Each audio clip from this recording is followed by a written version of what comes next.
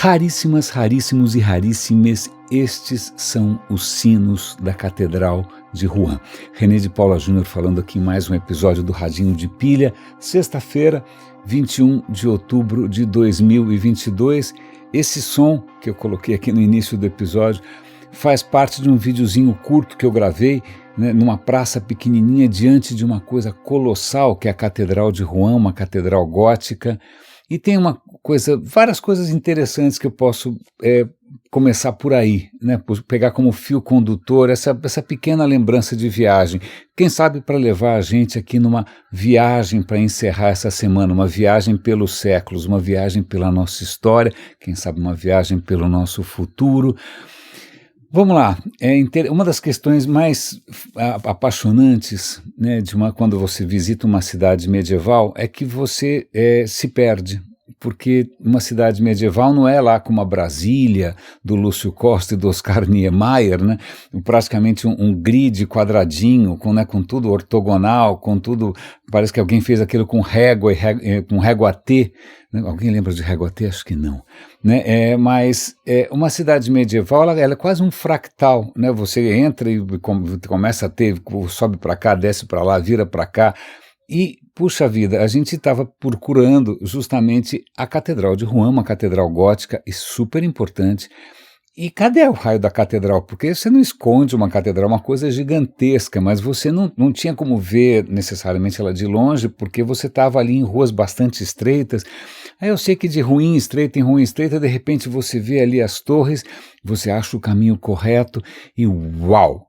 Abre-se diante de você uma praça que você nem podia imaginar, né? E diante de nós tinha ali um colosso de pedra e, por sorte, estava justamente tocando o sino, e é esse o sino que eu usei agora de manhã. E tem várias questões aqui, não é se gabar de viagens nem nada, mas é para a gente rever um pouco algumas coisas. Por exemplo, a questão, uma catedral gótica. Quando a gente pensa em gótico, a gente vai pensar o quê? Em alguém que ouve algum tipo de rock sinistro, que anda de preto, né? Que de repente deixa uma franja gigante nos olhos e só pensa na morte. Acho que essa é a visão que muita gente tem de gótico.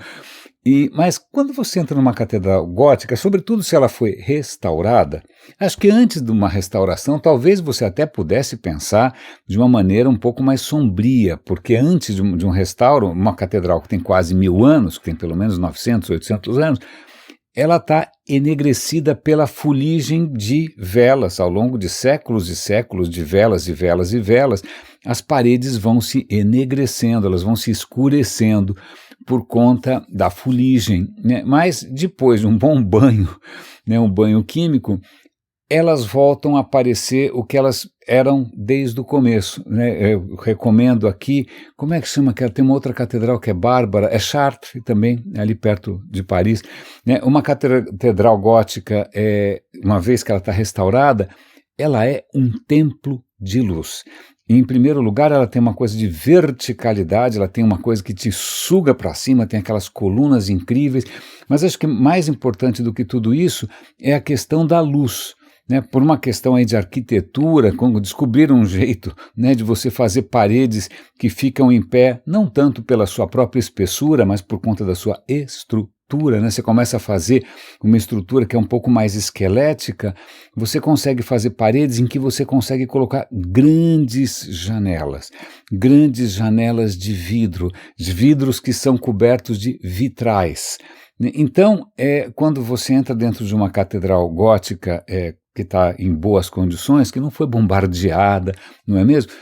O que acontece é que você entra num mundo de luz, e isso não é casual, porque naquele momento o discurso, a narrativa religiosa, entre inúmeras, né? Você pode acompanhar um pouco como é que esse discurso religioso avança, mas você tem a ideia de que Deus é luz, né? Luz, e a luz atravessa a matéria, e porque, aliás, a luz tem até outra acepção bastante curiosa, que é uma acepção ligada à concepção, né? Porque você tem que explicar de alguma maneira como é que uma mulher engravida de uma criatura imaterial, então a luz penetra dentro de uma igreja, assim como, não sei exatamente o que de Deus, penetrou dentro da Virgem Maria, né? A luz, assim como o poder de Deus consegue entrar na matéria, nem não quero entrar em detalhes nisso, a luz penetra e nos ilumina e blá blá blá. Então, a Catedral Gótica é um templo de luz e de cor.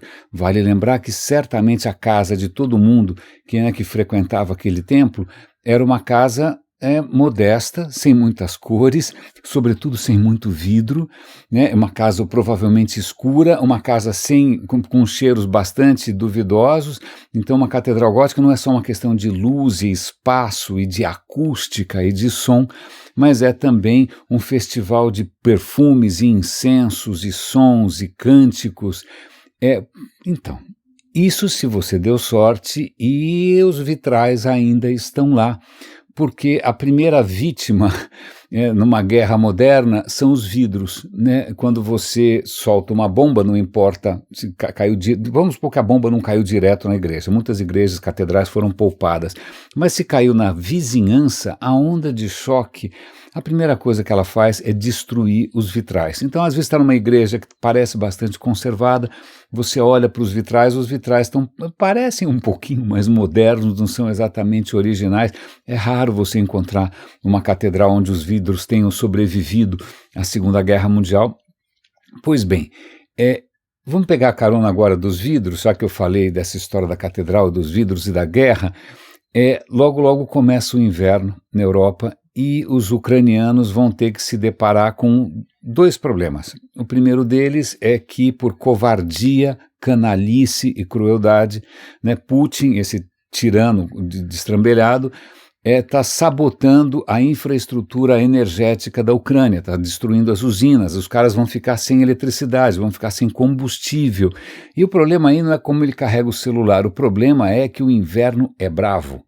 O inverno é cruel. E essa é uma das maneiras que o Putin está usando para chantagear a Europa. Vocês vão passar frio, né? Lá na França já tinha campanhas públicas, olha, baixa aí o termostato, tá bom? Vamos economizar energia, baixa o termostato aí do ar-condicionado, baixa para 19 graus, o que para um brasileiro já ia ser mais ou menos um freezer, né? Então, Putin está usando o inverno, assim como a Rússia usou o inverno para vencer os nazistas, ele está tentando usar o inverno para torcer o braço da Europa e da Ucrânia, mas a coisa vai um pouco mais longe, vai numa direção um pouco mais cotidiana e cruel, que uma das coisas que está faltando agora na Ucrânia é vidro. É vidro. Com tanto bombardeio, se o cara acerta um míssil, joga um drone canalha, não sei aonde, ok, morrem pessoas na zona de impacto, mas a onda de choque trucida todos os vidros e janelas num raio bastante grande, e a Ucrânia não tem tanto vidro assim para consertar essas janelas a tempo do inverno. Uau, veja que coisa prosaica, né? Imagina se de repente os nossos confortos que parecem tão sólidos, né, que parecem tão óbvios, você ligar a luz e a lâmpada acender, né, se apertar um botão, acender a lâmpada, você pegar o telefone e ter sinal, né, você abrir uma torneira e sair água. Como é que fica a vida de todo mundo aqui se uma dessas coisas entra em xeque subitamente? É o que está acontecendo, e tudo isso era uma coisa muito imprevisível, bastante... se você pegar os discursos de todos os otimistas, os futuristas nos últimos tempos, né, aqueles que advogam aí a importância da razão, né, os benefícios da tecnologia, ninguém podia imaginar, né, que um careca russo completamente ensandecido quisesse ressuscitar as glórias imperiais da Rússia de Pedro, né, de Pedro o Grande. Grande o quê? Deve ser o grande filho... Bom, pois bem, então, futurismo é uma questão muito complicada, né, porque como a gente pode perceber, basta um maluco numa posição de comando para fazer esse estrago todo, e eu vou pegar carona com isso porque ontem eu acabei assistindo uma conversa Dessa vez foi a conversa na íntegra. Eu já tinha comentado com vocês de um trecho dessa conversa do Yuval Harari com uma apresentadora do Intelligence Squared, que é um canal que eu assino, que eu pago, todo mês eu pago o Intelligence Squared para poder participar dos debates. Ontem eu assisti a íntegra, e a íntegra foi muito boa. O Yuval Harari é interessante porque eu assino embaixo de absolutamente tudo o que ele coloca ali. Ainda, o que é mais interessante é que ele está comentando um livro que ele escreveu para crianças, e ele deixa claro, né, nessa conversa, por que ele está escrevendo um livro para crianças, que inclusive dá mais trabalho escrever um livro para crianças, porque crianças perguntam sem parar. É mais fácil enganar um adulto, né? Você fala meio bonito, você fala meio pomposo, né? Faz umas frases compridas ali, o cara acha que ok, tá bom, mas uma criança normalmente é mais exigente, ela vai perguntar por quê, até você se cansar. Então, o livro é ilustrado, isso traz uma série de complicações, de desafios para ele, mas ele embarca nessa história até por uma, digamos, quase que um ativismo político. Ele percebe o seguinte, ele começa a lembrar da própria infância dele, né? Quais foram as primeiras coisas que ele aprendeu, né? Quando que ele começa a perceber que o mundo é muito maior do que a sua família, ou muito maior do que o seu bairro, ou muito maior do que, sei lá, a cidade onde ele vive. Né? Até ele perceber que o mundo é grande, que o mundo é diverso, que existem histórias confusas, que existem histórias completamente brutais e cruéis. Acho que ele lembra naquele momento, acho que da Guerra das Malvinas, acho que era da infância dele, ele não entendeu nada. Bom, nem eu entendo também, ninguém entende. Aquilo era obviamente mais um delírio de militares argentinos, né, tentando criar algum tipo de coesão nacional para tentar salvar uma ditadura sanguinária e moribunda, né, e aí vem todo um papo de nacionalismo, e a Inglaterra também vai ficar enroscada no seu próprio discurso de império, mas o esforço dele de querer criar um material infantil, acho que é tentar dar para as crianças algum tipo de visão mais ampla, não só uma visão de fatos, mas uma maneira de enxergar as coisas mais ampla, mais nova, mais moderna, menos mitológica, né, a tempo, antes que a criança seja bombardeada com informações sem pé nem cabeça. E ele até menciona uma coisa que acaba tendo impacto na questão ambiental, que é a própria narrativa de algumas religiões de que, não existia nada, aí por alguma razão completamente inexplicável, uma criatura arbitrária resolve criar uma cópia de si mesma, né, praticamente um clone, e aí, bom, para esse cara não ficar perdido por aí, cria um mundo inteiro para servir meio de playground, para servir de parquinho. Faça o que você quiser, tá? Porque você é meu filho, o resto não necessariamente, né? Você é feito a minha imagem e semelhança, o resto são coisas sem alma, só você tem alma, né? Então, eu falo, cara, putz, depois que uma criança aprende que de repente o mundo está aí, o mundo é inferior, o mundo está aí para ser usado, o mundo está aí para ser abusado, como é que você reverte isso? Então eu achei essa colocação bárbara. Eu fico me perguntando se alguém me desse um desafio desses, né, caso eu tivesse que, olha, por favor, o que você teria para contar para as crianças? Eu teria muito que pensar, se bem que eu confesso, de uns tempos para cá, semana que vem, por exemplo, eu vou fazer uma palestra para o pessoal da PUC, para uma moçada mais novinha, e eu fico feliz, porque essa moçada ainda não está presa nas armadilhas de bônus, crachá, carreira corporativa, carro blindado, né? É mais fácil a gente conversar sobre alguns assuntos sobre quem ainda não está, digamos assim, cooptado por uma certa narrativa, por um certo teatro. Então, eu fico feliz agora com criança, eu realmente, ainda mais porque eu não tive tanto convívio assim, não tive filhos, mas a história do Yuval Harari vai mais adiante, porque ele comenta uma coisa que eu achei genial, né? Eu não estou só aqui, eu não estou querendo prever o futuro, isso é ridículo, porque não poderia ter previsto Putin, né, essa massacre todo na Ucrânia. Eu estou aqui para semear um futuro, para tentar criar um novo futuro, para tentar, através talvez de uma nova geração, né, criar uma nova sensibilidade para que alguém crie novas narrativas que de repente mudem o mundo. E é ele que faz uma colocação que eu achei absolutamente fascinante. Ele falou, olha, meu trabalho é história a partir da biologia. Eu achei isso absolutamente genial. No fundo é o que a gente vem fazendo no Radinho aqui. Sempre que eu tenho, sei lá, que eu vou buscar algum fundamento para alguma coisa, eu não vou buscar um fundamento ideológico, eu não vou buscar um fundamento religioso, eu não vou buscar um fundamento, eu vou tentar buscar um fundamento na ciência e, sobretudo, acho que na ciência que é mais fascinante, muito mais do que digital hoje para mim, que é a questão da biologia. Então, Yuval Harari assume, a minha história é baseada em biologia, né? É muito difícil você ter qualquer discurso da supremacia isso, supremacia aquilo, nacionalismo isso, nacionalismo aquilo, quando a gente percebe, né, que a gente vê hoje, está no seu DNA. Se você pegar o Bolsonaro, o Viktor Orbán, se eles fizerem um teste de DNA, eles vão perceber que eles têm DNA de Neandertal. Todos nós temos, quase todos nós temos, porque a espécie humana conviveu com outros primos ali que misteriosamente se extinguiram, mas as marcas estão em todos nós. Nós todos somos híbridos, nós todos somos mestiços, nós todos temos uma história que a gente consegue. Aliás, recentemente, vocês devem ter visto essa semana, saiu bastante em português, descobriram na Rússia uma caverna com basicamente uma família Neandertal. A gente já tinha encontrado um monte de restos de Neandertal por aí e tal, mas o que é que os Neandertal duraram uma eternidade, os caras ficaram dezenas, acho que 200 mil anos, pelo menos na Europa, né, felizes e contentes até a gente chegar. Então tem bastante vestígio. Então os lugares que foram habitados por Neandertal durante muito tempo têm milhares de anos ali acumulados, mas nesse caso acho que era uma caverna que por alguma razão qualquer uma família morreu.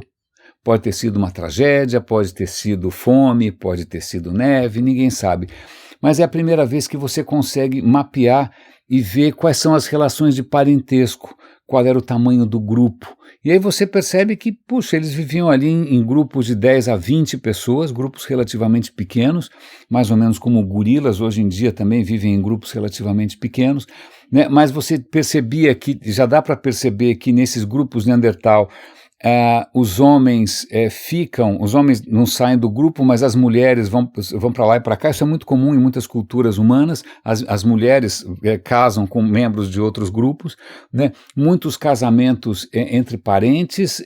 Você começa a ter uma fotografia do Neandertal que é muito mais humana, que é muito mais próxima. Está aí, os vestígios estão chegando todo dia, então isso ajuda a gente a reescrever a nossa história sem ter que recorrer para grandes discursos míticos, para profecias bíblicas, ou seja lá o que for, não é? Mas o que é legal, que ele também menciona, já que eu falei aqui do Putin, ele fala, por exemplo, né, você quando analisa a história humana, você vai ver pelas praças, tem monumentos aqui a generais, a guerra, você tem que decorar guerras. Desculpa, a história não é uma sucessão de fatos. Se você quiser estudar a história, você tem que estudar mudanças. A história deveria ser o entendimento das mudanças, como que as mudanças acontecem, porque elas nunca param.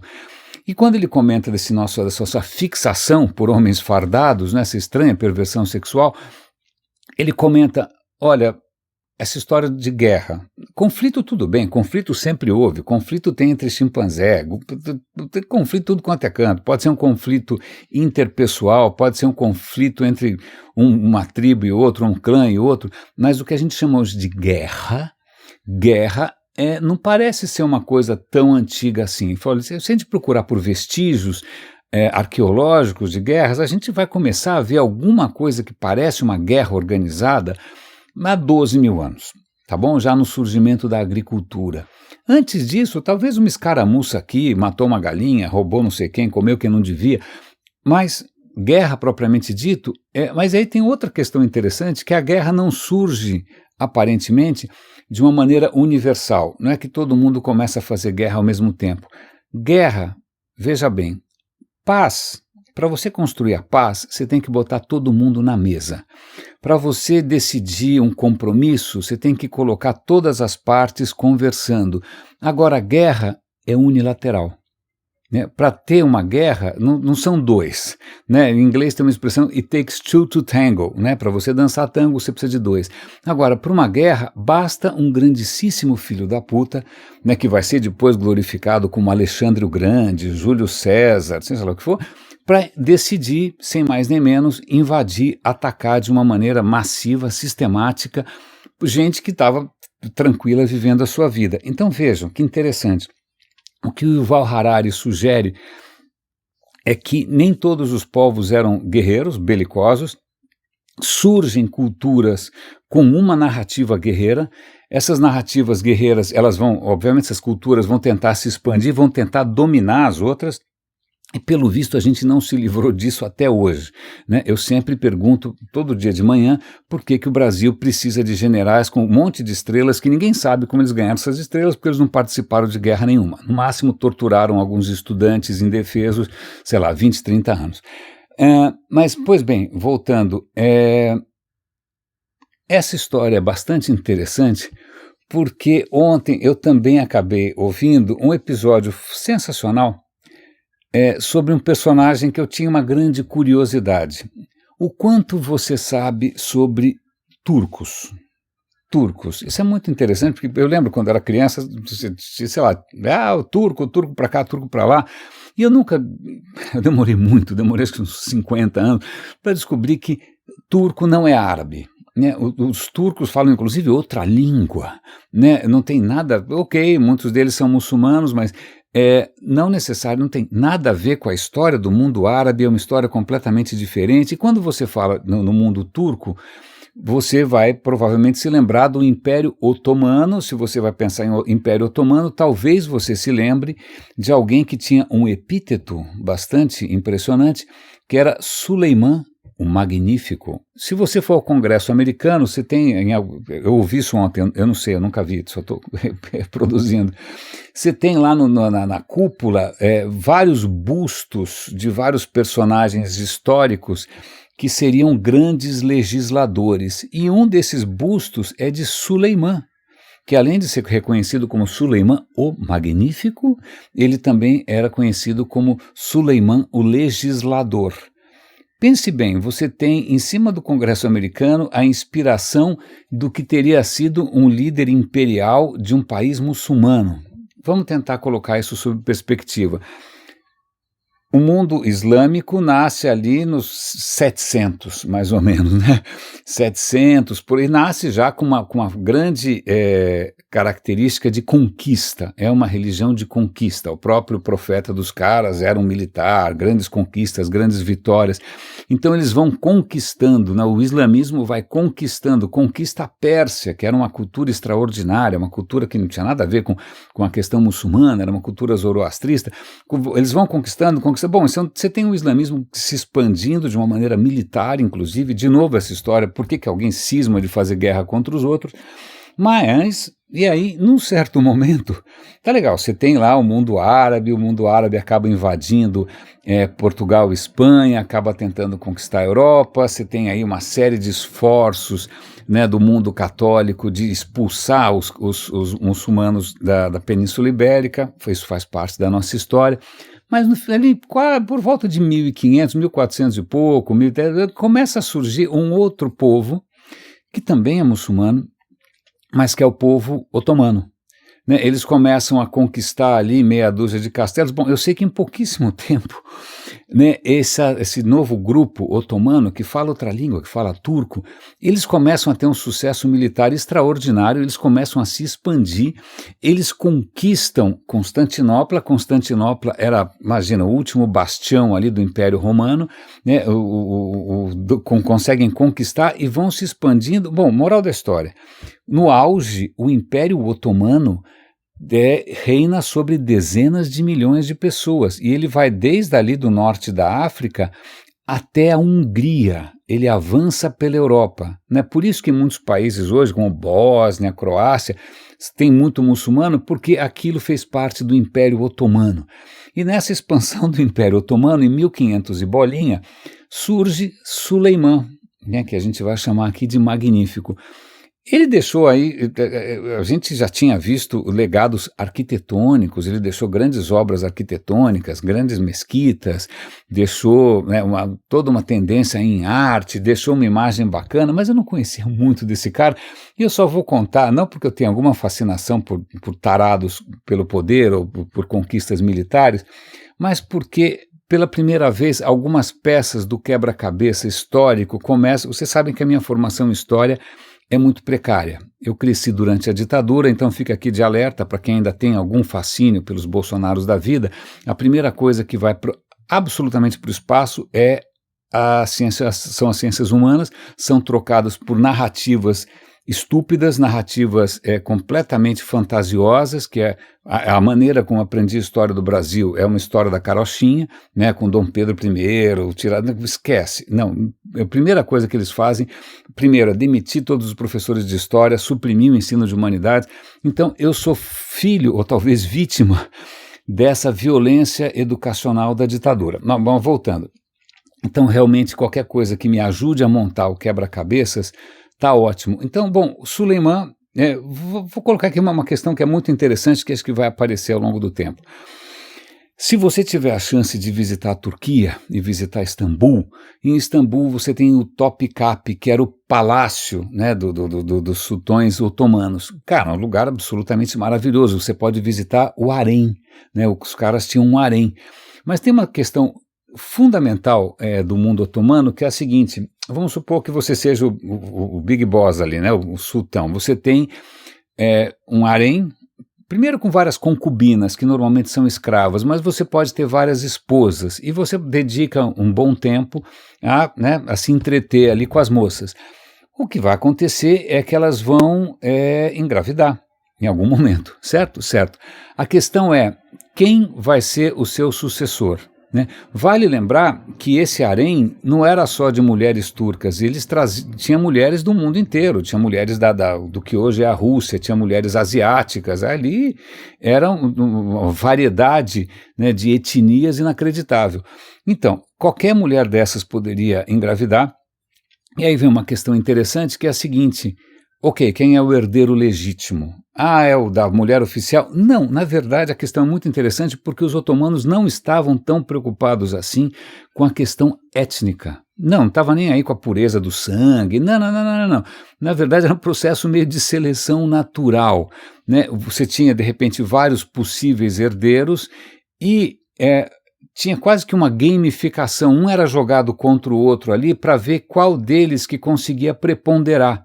Então, era perfeitamente possível que, de repente, o herdeiro, né, o filho, que conseguisse preponderar sobre os outros, que podia envolver, obviamente, matanças, e podia envolver manobras e tramóias, né, que justamente aquele que fosse o mais assertivo, esse cara vai ser o herdeiro. Veja, podia ser loiro de olho azul, podia ter olho puxado, tanto faz. Era mais uma questão de talento para governar, né, de assertividade. Veja que processo curioso, porque não, é bastante diferente do que você poderia imaginar num Ocidente, numa formação de uma dinastia, que você quer um herdeiro legítimo da etnia certa. Não, os caras não estavam nem aí. Simplesmente aquele que conseguisse sobreviver a esse mata-mata, esse cara ia ser o herdeiro. Então, o Império Otomano, aí tem uma outra característica muito interessante, ele é mais cosmopolita, no sentido de aceitar outras etnias, aceitar outras religiões, do que o resto do mundo islâmico na época. Né? O resto do mundo islâmico na época continua brigando se o herdeiro de Maomé tinha que ter sido primo ou tio, seja lá o que for. Para os otomanos, você é judeu? Boa, estamos aí. Você é cristão? Boa, estamos aí. Na nossa legislação, os muçulmanos têm mais privilégios. Mas isso não quer dizer que você não tem direito nenhum. Você tem direito sim, não importa a sua religião. E tem uma outra questão interessante. À medida que o Império Otomano se expande, ele não tem um esforço de conversão.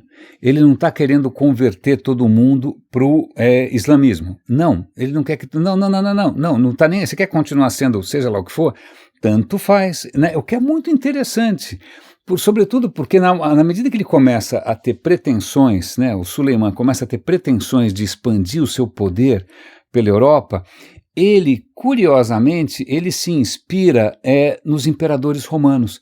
Tanto que os líderes, né, os grandes chefes muçulmanos, eles não usavam coroa. O Suleiman mandou fazer uma coroa tripla, exatamente muito parecida com aquela que era usada pelo Carlos V, que era o imperador do Sacro Império Romano-Germânico, outro delírio completo, porque afinal Carlos V era rei da Espanha, tá bom? É simplesmente um espanhol católico, fervoroso, maníaco, praticamente religioso.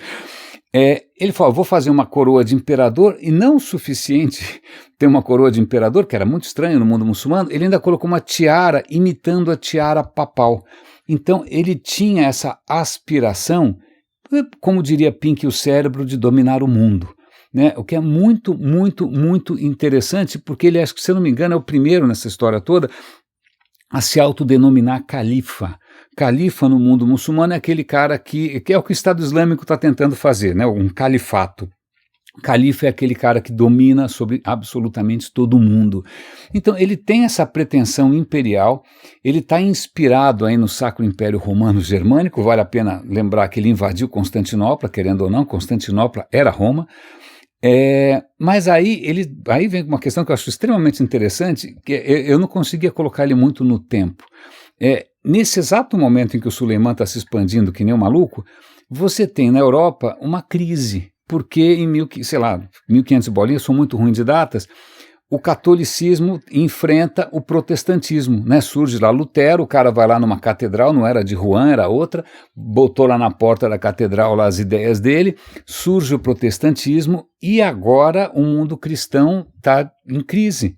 Porque não só você tem, né, imagina o Carlos V, que era católico fervoroso, né, ele se achava ali o herdeiro do Sacro Império Romano-Germânico, seja lá o que isso queira dizer, não é? Ele vê várias ameaças, ele vê, por um lado, o seu próprio mundo cristão se dividindo, né? Então, pera um instante só, agora você tem esses protestantes, o que eu faço a respeito disso? Ele vai fazer várias guerras, ele vai invadir a Holanda, né? Esses Carlos V vai tentar suprimir essa questão do protestantismo. Aí, para completar a história, você tem aí um concorrente que é muçulmano, que está se expandindo pelos seus territórios também. Coitado, Carlos V deve ter tido pesadelos dos mais nefastos.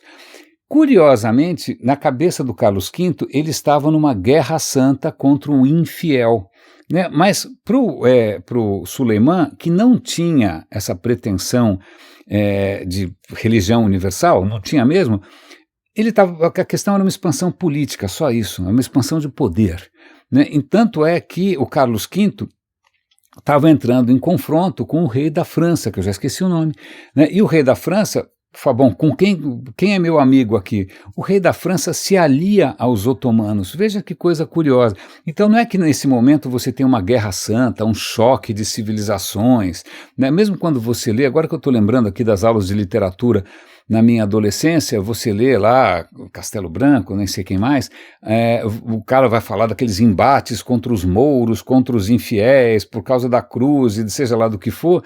Cara, desculpa, os otomanos não estavam tão preocupados assim com a questão não era uma jihad, não era uma guerra santa, tanto é que eles se aliam com os franceses sem o menor problema.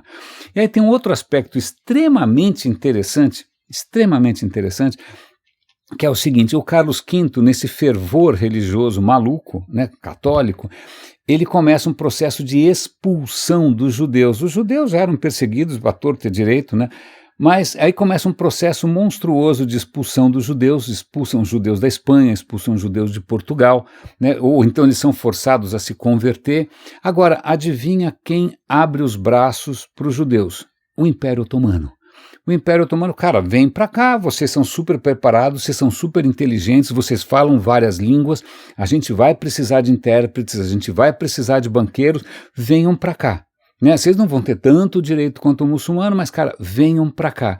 Então isso talvez explique porque em vários países, que você pega Marrocos, por exemplo, Tunísia, que fizeram parte do Império Otomano, você tem uma forte presença judaica. Por quê? Porque o Suleiman não estava interessado em converter todo mundo. Aliás, eu vou dar um link aqui para veja como essas coisas se manifestam em coisas pequenininhas. Um vídeo acho que do Smart History, mostrando 2 tapetes, engraçado que a gente chamaria de tapete persa, né? Muita gente tem tapete persa em casa. Na verdade, não são tapetes persas. No mais das vezes, são tapetes turcos, né? Tapetes otomanos. E ele vai mostrar 2 tapetes otomanos que feito, como é que é a história? Eu não me lembro direito, eu sei que ele vai mostrar, acho que já sei. Ela vai mostrar uma tapeçaria do século também XIV, por aí 15, que devia estar numa sinagoga. Então nessa tapeçaria da sinagoga, um trabalho maravilhoso, lindo e tal, mas ela tem umas colunas ali que tem tudo a ver com a cultura judaica, ok, boa, mas ela vai mostrar um tapete muito parecido, mas que é um tapete otomano, que vem do mundo muçulmano e que também tem as mesmas colunas e que é muito parecido. Aí você fala, pera um instante só, isso daqui vem de 2 mundos, isso daqui vem do mundo judaico, isso daqui vem do mundo muçulmano, por que esses tapetes se parecem?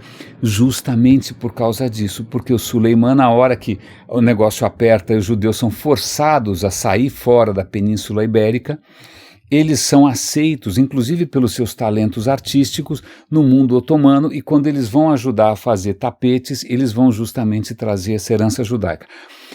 Absolutamente interessante essa história. A coisa tem vários, eu não vou reproduzir aqui um episódio de quase 1 hora, por conta desses malucos todos, mas veja, de um lado, esse fervor do Carlos V, esse rei espanhol tão estranho, esse cara era tão completamente fissurado nessa questão católica que ele acaba no final praticamente se convertendo num monge. Ele desencana dessa questão toda imperial, que afinal deu tudo errado, e aí ele vai viver uma vida monacal, e no final da vida o Suleiman também, porque a vida dele foi um pouquinho mais movimentada, e tem várias questões interessantes. Em primeiro lugar, ele tinha um best friend forever, quase que praticamente ali um parceiro para a vida toda. A gente não sabe detalhes sexuais da história, mas eles dormiam no mesmo quarto, né? Que era um escravo de origem, inicialmente de origem cristã, mas que depois acaba se convertendo, mas que acaba virando parceiro dele para a vida inteira. Ele inclusive dá cargos importantíssimos, esse cara vira o grão-vizir, né? Então veja, um escravo no mundo otomano podia sim ter grandes papéis. E para completar a história, quebrando um pouco a tradição otomana, o Suleiman se casa com uma concubina. Ele tem uma concubina que vem do que seria provavelmente hoje a Ucrânia, provavelmente loira, de olho verde, azul, sei lá. É a concubina preferida, ele adora, ele tem vários filhos com ela, ele se casa com ela, e nesse mundo otomano, uma vez que o sultão ali engravida uma concubina, uma mulher, ele para de ter sexo, porque afinal tem outras para ele, né, fazer a mesma coisa. Não, ele vira praticamente monogâmico com essa ex-escrava, já esqueci o nome dela, vira a grande companheira dele, e também tem um outro rapaz, um outro cara que também o acompanha. Ele tem uma vida bastante movimentada, mas nessa coisa muito competitiva e agressiva do poder otomano, ele acaba condenando à morte esse próprio parceiro dele por alguma suspeita de traição. Ele condena à morte alguns dos seus filhos também por questão de traição. Então ali é um Game of Thrones, é uma coisa muito barra pesada. Ele começa a ficar, acho que começa a sentir um pouco o peso dessas decisões todas. Ele acaba mudando um pouco o seu perfil, se volta um pouco para a religião e acaba morrendo depois de 40 e quase 50 anos de domínio. Eu adorei essa história porque costura várias coisas.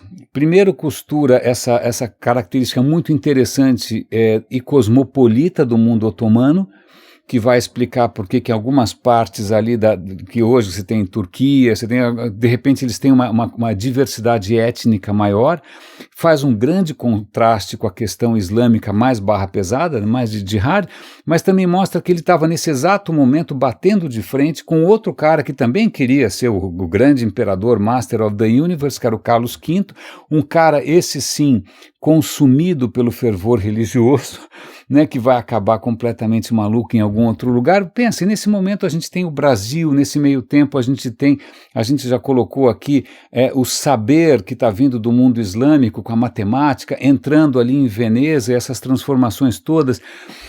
Uau, várias peças estão se encaixando aqui, mas o que eu gosto dessa história, porque é que conversa um pouco com esse discurso todo do Yuval Harari.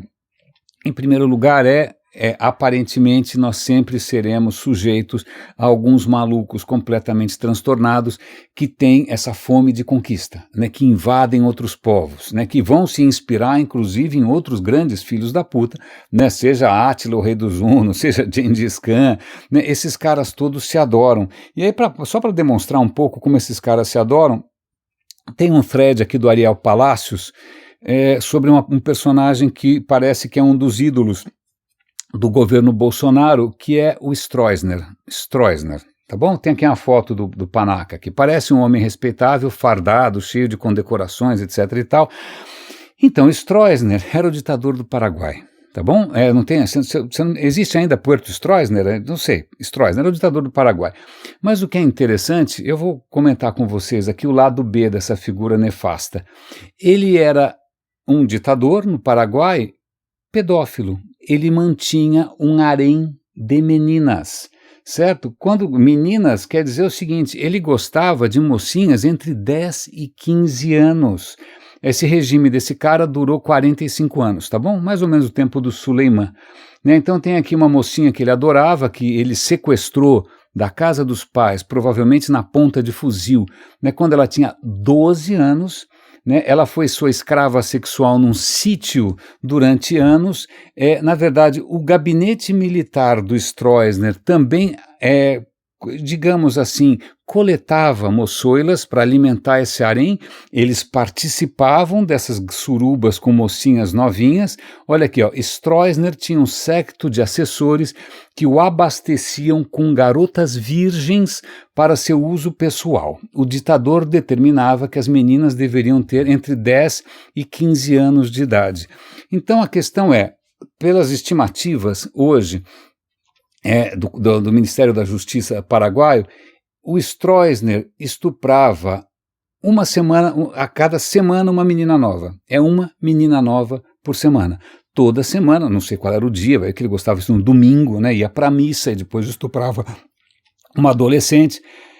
Pois bem, estima-se que no total desses 40 e poucos anos, ele tenha violado mais de 1.600 crianças. Tá bom? 1.600 crianças. Tá aqui, eu vou dar o link para vocês, para a gente começar a repensar quem são os nossos heróis, né? Quem são os grandes ídolos desses nossos malucos, por que a gente vai estar sempre sujeito a essa linha contínua de gente completamente, não só fissurada pela morte, mas com perversões sexuais estranhíssimas. Isso dá o que pensar, porque, como diria o nosso amigo Harari, está mais do que na hora da gente começar a criar outras narrativas, da gente criar outras histórias que tenham, por favor, algum fundamento um pouquinho mais interessante. Então, eu vou comentar com vocês aqui, eu tenho um vídeo que eu vou deixar para a semana que vem, que é sobre por que Jesus chama Jesus. A história é muito interessante, mas eu vou deixar para segunda-feira, deixa para lá. O que eu vou focar agora é um peixe, não peixe, não aquele desenho do peixe que você vê em para-choque, não é do peixinho do adesivo, não. Peixes. Então, eu me lembro de alguns amigos, não sei se foi uma época isso, e quando você cumprimentava alguém de uma maneira informal, você falava, e aí, peixe? Eu nunca entendi por quê. Não era o meu signo, inclusive, né? Mas agora eu estou vendo que essa pequena brincadeira jocosa, né, coloquial, ela tem um profundo fundamento, porque, na verdade, meus caros, e as evidências abundam, somos todos peixes. Vamos lá, defina peixe, certo? E há algum tempo eu fiz um comentário aqui sobre um episódio de podcast sobre animais na Idade Média. Eu tenho uma certa fascinação pela Idade Média, e eu comentei ali que num certo, nem sei exatamente porquê, mas a Igreja Católica proibiu que você consumisse carne, né, sei lá quando, não sei se é na quaresma ou na sexta-feira, sei lá, tem um certo dia que você não pode consumir carne e você teria que comer peixes, certo? E eu comentei que na Idade Média alguém falou, olha, é o seguinte, peixe, vamos pensar o seguinte, o que é peixe? Fica na água, certo? Olha, pato vive na água. Pato está sempre na água, né? Inclusive lontra, né? Inclusive, né? Porque lontra também não sai da água. Então vamos considerar ganso e pato peixe? E a igreja disse sim. Então, num certo momento, pelo menos em alguns momentos, alguns dias da semana, ou alguns dias do ano, para a igreja católica, algumas criaturas que realmente não parecem ter escamas nem nada, têm penas, inclusive, ou têm pelos, são considerados peixe por razões culinárias. Mas tá bom. Eu já tinha contado essa história. E essa história volta para esse vídeo absolutamente genial sobre... que começa, inclusive, com uma história parecida, que acho que no Canadá, num certo momento, né, um bispo fala, olha, é o seguinte, castor não sai da água. Sabe castor? Então, castor não sai da água. Posso considerar como peixe? Posso matar esse cara e comer na, sei lá o quê, sexta-feira santa? Pode. Então, você vê que o critério é um pouco vago. Mas a questão e aí eu tinha deixado esse vídeo meio de lado, mas por coincidência, no In Our Time, que é um programa que eu adoro, eu acabei de comentar do In Our Time sobre algum outro assunto completamente diferente, eles fizeram um episódio sobre a transição dos tetrápodes isso que é um programa eclético, né? O cara pula sei lá, qual foi o último assunto, eu nem lembro mais, para a transição dos tetrápodes. O que é a transição dos tetrápodes? Acontece o seguinte, meus caros, há 400 milhões de anos atrás, muito tempo, certo? Certo. Alguns não tinha, você tinha, sei lá, as plantas estavam começando a dominar os continentes, você estava começando a surgir insetos nos continentes, mas a vida para valer estava nos oceanos. Então você tinha lá peixe, basicamente. Peixe, não tinha ainda dinossauro, não tinha nada, tinha peixe, um monte de peixe. Né? Mas alguns peixes, de repente, que ficavam ali na beirinha da água, tal, né, num lugar um pouco mais raso, eles começam a evolução dos caras começa a tomar um rumo curioso, eles começam a modificar ali as barbatanas e eles começam a se aventurar cada vez mais fora da água, e é nesse momento em que você tem o surgimento dos tetrápodes. Tetrápodes são criaturas que mais tarde, que são as criaturas que vão andar na Terra, tá bom? Então esses primeiros peixes que começaram ali a mudar um pouco as barbatanas, que começa a mudar o pulmão, começa a mudar a respiração, começa a mudar a circulação, começa a mudar a audição, essas criaturinhas que começam a se aventurar por ali, elas vão dar origem, desculpe, a todo mundo. A você, a mim, aos elefantes, pensa outras criaturas, a lagartixa, sapo, até os próprios dinossauros, certo? Certo, porque são criaturas que saíram da água, tiveram que adaptar seu esqueleto, imagina, dentro da água, seu esqueleto, para que serve? Porque você não tem peso dentro da água. Agora, quando você sai da água, você tem gravidade, então a tua espinha dorsal passa a ter uma outra função, talvez você crie costelas, não é mesmo? Aí talvez você estique os seus membros, você passe a investir um pouco mais nessa questão dos seus dedinhos. Então veja, quando você olhar para uma zebra, né, ou para uma anta, né, que eu vejo várias, né, quando você olhar para um pássaro, quando você olhar para qualquer outra coisa, um leão, o seu cachorro, um seu gato, na verdade, abrace todos eles, vocês todos têm uma origem comum, vocês todos são filhos de um peixe, simples assim, peixe. Agora, o que é mais interessante é que, bom, mas espera um instante só, vamos por partes. Esse critério de peixe, assim, ele fica um pouco vago, né? Eu sei que eu já comentei dessa história dos peixes, porque agora a coisa enriqueceu, tá? Ele fica um pouco vago porque, afinal, você tem, sabe, tubarão, não tem nada a ver com a gente, tá? Mas é que realmente bifurcou, né? Alguns peixes resolveram sair fora d'água, outros ficaram, ponto. E a gente é descendente daqueles que se aventuraram e resolveram respirar um pouco fora disso. O que é interessante é tentar dar um pouco de contexto. Por que isso começa a acontecer? Veja só, quando as plantas descobrem como também sair da água, primeiro as plantas saem da água, e descobrimos que existe, né, terra, por quê? Porque os continentes, imagina um monte de pedra, começa a chover, a pedra começa a se decompor, aquilo vira terra, a terra começa a entrar no mar, aquilo gera um monte de nutrientes, na terra as plantas começam a se aventurar nesse comecinho de terra, né? E aí as plantas, quando descobrem como prosperar, as plantas se espalham loucamente. No que elas se espalham loucamente, elas absorvem gás carbônico feito umas loucas. No que elas absorvem gás carbônico da atmosfera, a temperatura do planeta cai, porque você tem menos gás carbônico. O oposto do que os burros aqui, que nós estamos, os quadrúpedes aqui estão fazendo agora, as plantas tiraram gás carbônico da atmosfera, a temperatura baixa, você passa a ter praticamente uma era do gelo, aí começa essa coisa, a era do gelo que vai e volta, etc. e tal, mas o que é interessante é que quando as plantas avançam sobre os continentes, você passa a ter insetos também, insetos que de repente vão ali se alimentar das plantas e começa todo um tango, né? Precisa de vários para dançar tango na natureza. E aí os peixes, por que os peixes vão sair da água? Porque a hora que eles olham para fora, tem várias coisas para comer ali, que beleza, não é só aqui na água que tem coisa para comer, tem coisa para comer lá fora, e lá fora não tem predador nenhum ainda. Então veja que interessante como as peças começam a se encaixar, né? As peças começam a mostrar essa interdependência, essa complexidade. Quando é que não é intuitivo você olhar para as suas mãos e imaginar que elas vieram de nadadeiras. Não é intuitivo você imaginar que o seu ouvido tem água dentro, justamente porque a sua audição começa dentro da água. Então, desculpa, eu preciso preservar um pouco de...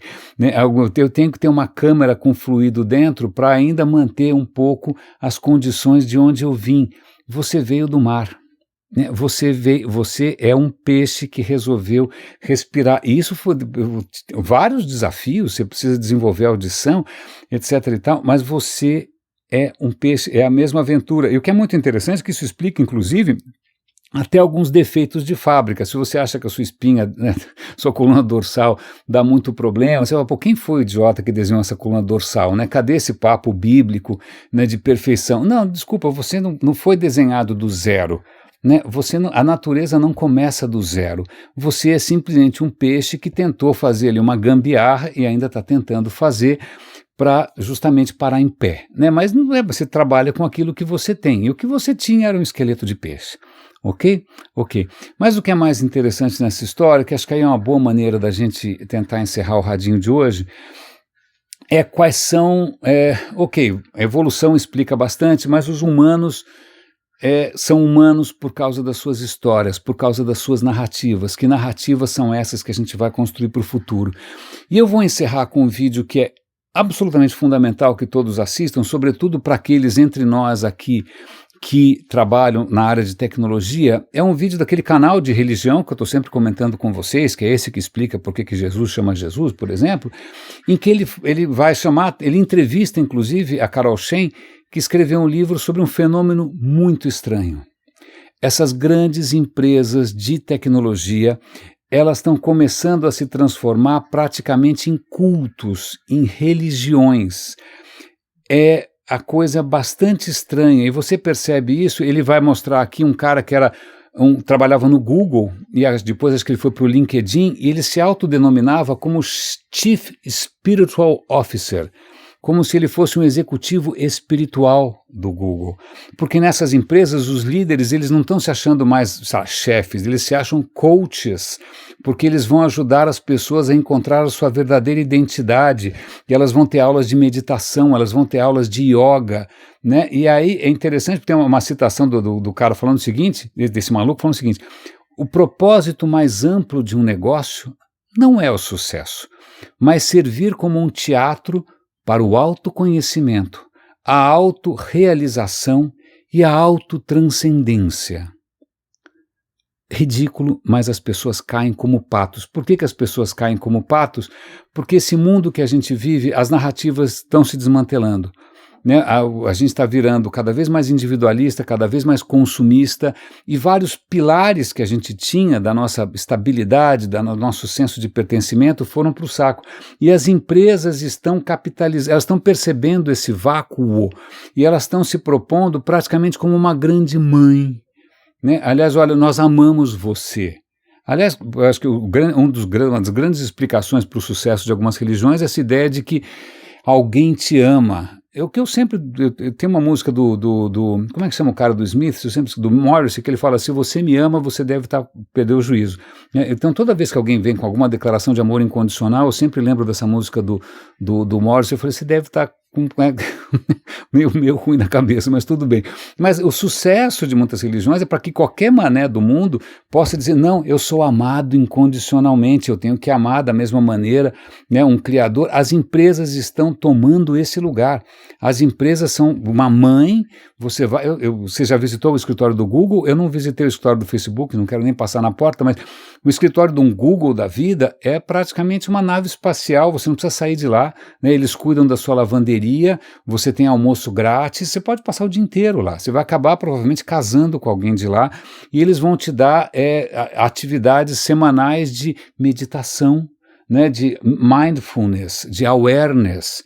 Não porque eles estão querendo que você saia do ciclo do karma, ou que você perceba a transitoriedade da vida, ou que você simplesmente renuncie aos prazeres carnais. Não, eles é meio fake, é uma apropriação bastante canalha de outras culturas, porque a meditação budista, a gente já comentou nesse episódio aqui, ela tem todo um contexto.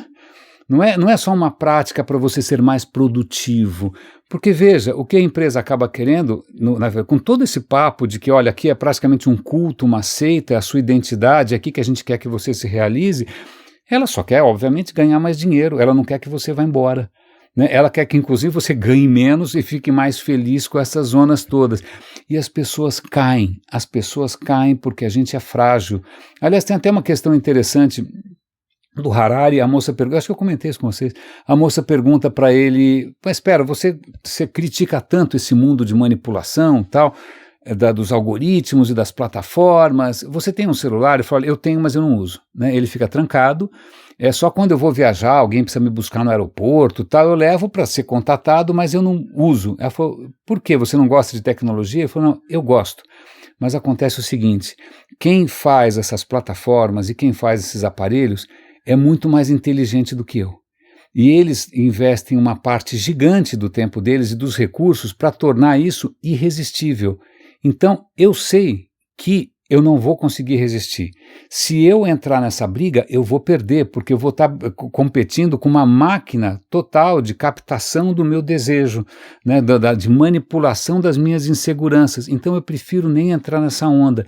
Então veja, as mesmas pessoas que estão criando toda uma estrutura brutal de manipulação, de controle, né, de tráfico de dados, elas dentro delas mesmas, elas estão apelando para uma questão, uma narrativa que eu acho sórdida, imperdoável, canalha, que é se apropriar da necessidade humana de conexão, da necessidade humana de propósito. Trabalho, é um contrato, trabalho é dinheiro, ele não pode ser o sentido último da sua existência, você não está ali para se descobrir enquanto indivíduo, porque senão o que vai acontecer, eu já vi isso de perto, é a hora que você é demitido, porque você vai ser, o mundo acaba. Se toda a tua vida, se toda a tua autoimagem, se todo o teu senso de pertencimento, se todo o teu senso de propósito era vender, sei lá o que, anúncio no Google, ou vender seja lá o que for no WhatsApp, e você é demitido, aí você olha para a sua vida, o que sobrou? Você ainda tem família, você ainda tem amigos, você tem algum hobby? E aí, só para dar um toque positivo, falando em celular, acho que a última foto que eu tirei nessa viagem, a gente tinha ido até uma esquina ali comer alguma coisa antes na última noite, e eu vi pregado no vidro um cartaz, certamente feito à mão, né, feito meio caseiro ali, que estava escrito assim: Clube de Petanque de Montmartre está em risco de expulsão. Né? E aí tem o desenho de alguém com uma boina, aquela boina francesa, o cara segurando o que parece ser, não sei, um disco na mão, e está escrito assim: não coloque a mão no meu clap. E está escrito pequenininho: 50 anos de laços sociais ameaçados. O que é isso? Montmartre é um bairro na França. É o bairro que foi o bairro dos artistas, é o bairro que resistiu à Guerra Franco-Prussiana, é o bairro onde morou Van Gogh, onde morou todo mundo, é uma graça de bairro, é muito legal, ele inclusive mantém essa coisa medieval muito gostosa. né? O que acontece é que eles têm alguns espaços públicos ali que é como se fosse um jogo de bocha. Petanque é como se fosse um jogo de bocha. E esses clubes são áreas ali comuns onde várias gerações, né, vários gêneros, famílias vão ali jogar essa coisa chamada petanque. Clap, na verdade eu não sabia, quer dizer clube não sei o que de petanque, dessa história. E esses caras estão ali se articulando para evitar que a especulação imobiliária ou que qualquer outra narrativa estúpida acabe com um teatro, com um palco, né, de coesão social, de manutenção da diversidade, né, de criação de dignidade, de diversão. Né, um espaço que não tem necessariamente ali um custo-benefício, uma planilha Excel, métricas. Não. Veja só, eles reconhecem que são 50 anos de ligações sociais ameaçadas. Se você percebe que ainda existem narrativas de resistência. E é isso que o próprio Yuval Harari prega, né? Olha, você ser um ativista solitário, tanto faz, isso não vai fazer diferença. Você mudar a sua vida sozinho, isso não faz diferença. Organize-se, por favor. Né? Uma organização de 10, 20, 30, 40 pessoas para tentar resgatar alguma coisa, nem que seja um clube de bote em Montmartre, isso pode mudar o futuro. Raríssimas, raríssimos e raríssimos. Uau, eu fui bastante ousado hoje, eu resolvi subir numa corda bamba, eu tinha um fio muito fino para caminhar aqui de improviso, como sempre, sem cortes com vocês. Espero que tenha valido a pena, e vou colocar de novo aqui, só para a gente relembrar, um som que eu usei há alguns dias, que, de novo, é um som pedestre, é um som de gente andando a pé por ruas medievais, enquanto toca ao fundo, né, o sino da Catedral do Monte Saint-Michel, que deve ser alguma coisa de 1300 e pouco, né, para tentar resgatar um pouco um aspecto mais tangível, mais único, de outras narrativas, de uma outra dimensão, de outras memórias um pouco mais saborosas, do que essas telinhas que ficam escorrendo debaixo dos nossos polegares. Raríssimas, raríssimos e raríssimos, muitíssimo obrigado. Obrigado pelos cafés, né, os super raríssimos que contribuem todo mês aqui com o Radinho, me mandam dicas. Um grande abraço e até amanhã. Até segunda-feira.